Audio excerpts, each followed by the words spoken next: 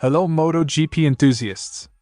Welcome back to ZNGP Today. Toprak Razgatlıoğlu emerged from Yamaha's first 850cc test at Brno with cautious optimism, even while admitting the factory was not really 100% ready. The Pramac Yamaha rider described the outing as a positive step, one that focused squarely on the new V4 engine rather than chasing lap times. For Razgatlıoğlu, the session confirmed that Yamaha's ambitious project has the potential to deliver results if the team continues to build steadily toward the 2027 regulation change. Marc Márquez, one of the few factory riders staying put for the 2027 season, has identified 3 transfers that he believes will reshape the competitive landscape: Pedro Acosta joining Ducati, Fabio Quartararo moving to Honda, and Pecco Bagnaia switching to Aprilia. His choices highlight not only the talent of the riders but also the strategic weight of machinery and team environments as MotoGP enters the new 850cc/Pirelli era. Don't forget to click subscribe button and the bell icon for MotoGP news update.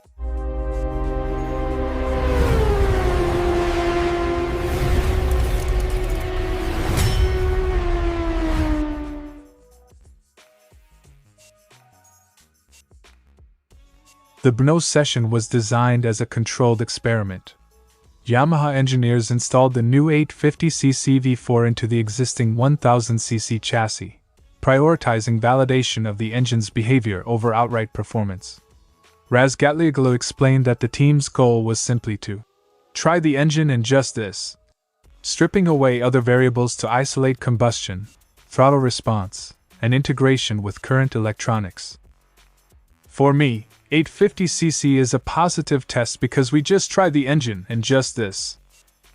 This approach allowed Yamaha to gather clean baseline data, identifying how the new power unit interacts with the chassis and where calibration work is most urgently needed. Razgatlıoğlu was candid about the limitations. The package was not race-ready, and the team lacked full calibration and mileage. Yet he emphasized that the test was still valuable, providing clarity on strengths and weaknesses. The rider's feedback highlighted areas such as drivability and mapping that require refinement, but he stressed that the fundamentals were encouraging. The honesty matters. Yamaha is not presenting the V4 as a finished product but as a work in progress, and Brno gave them a concrete development roadmap. The V4 marks a major architectural departure for Yamaha, which has relied on inline-4 engines throughout its modern MotoGP history. The Brno test was therefore more than just a technical exercise. It was the first tangible step in preparing for the 850cc era. Razgatlıoğlu suggested that incremental improvements now could translate into special results next year, positioning Yamaha to be competitive when the new regulations take effect. Early validation reduces risk later in the cycle, ensuring Yamaha can transition smoothly from prototype to race-ready machinery. Razgatlıoğlu pointed to Austria as the next key checkpoint, where Yamaha will continue 850cc development immediately after the Grand Prix. He acknowledged that progress will be gradual, small gains in power delivery, mapping, and corner exit behavior, but stressed that cumulative improvements can transform competitiveness. I believe in this project. Next year, we are coming slowly, but if we are improving something, I think next year we are starting to fight for some special results. His words reflect a rider willing to embrace the long game, recognizing that success in MotoGP often comes from disciplined iteration rather than sudden breakthroughs. Beyond the technical data, the Brno test reinforced Razgatlıoğlu's confidence in Yamaha's commitment. He praised the engineers' dedication and accepted the learning curve that comes with a new engine layout. For Yamaha, having a rider who believes in the project is crucial. Consistent, motivated feedback accelerates development and keeps morale high during the inevitable setbacks of a major redesign. Razgatlıoğlu's buy-in is a valuable asset, especially as Yamaha balances current competitiveness with long-term innovation. Toprak Razgatlıoğlu left Brno encouraged. The 850cc V4 showed promise. The test delivered actionable data, and Yamaha's path forward is clear if progress continues steadily. The upcoming Austria test will be the next litmus test, revealing whether the positive signs at Brno can be converted into lap time gains and a competitive package for the 850cc era. For now, Razgatlıoğlu's belief in the project signals that Yamaha's bold gamble has the rider's trust, a vital ingredient in turning engineering ambition into results on track.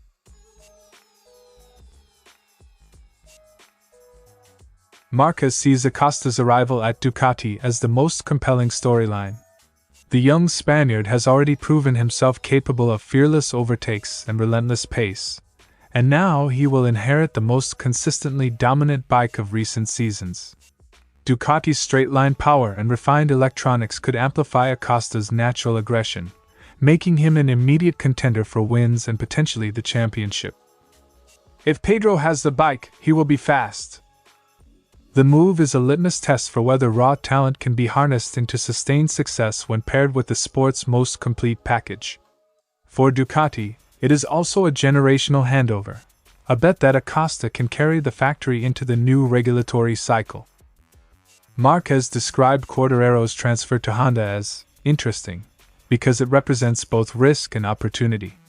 Honda has endured a turbulent period, struggling to adapt to technical changes and rider expectations. Quartararo, a former world champion, brings proven speed but also a demand for machinery that matches his precise, corner-entry-focused style. If Fabio has the bike, he will be fast. The partnership will hinge on Honda's ability to accelerate development of its new V4 and integrate Quartararo's feedback. If successful, it could restore Honda's reputation as a powerhouse. If not, it risks wasting the prime years of one of MotoGP's most gifted riders. Bagnaia's move to Aprilia completes the trio Márquez highlighted. A double world champion with Ducati, Bagnaia is known for his polished, precise style and ability to manage tires over race distance. Aprilia, meanwhile, has built momentum with innovative aerodynamics and strong chassis development. Márquez sees Bagnaia's adaptation as a fascinating subplot. Will his meticulous approach mesh with Aprilia's more experimental philosophy? Bagnaia's arrival could accelerate Aprilia's rise into a consistent title challenger, or expose tensions between rider expectations and engineering direction. Either way, it reshuffles the competitive map and adds depth to the 2027 grid. Márquez reminded observers that rider transfers are only part of the story. The switch to 850cc engines and Pirelli tires will redefine performance baselines, meaning that even the most talented riders must adapt to new dynamics. His emphasis on tires as the most decisive change reflects his belief that machinery and technical packages will shape outcomes as much as rider skill.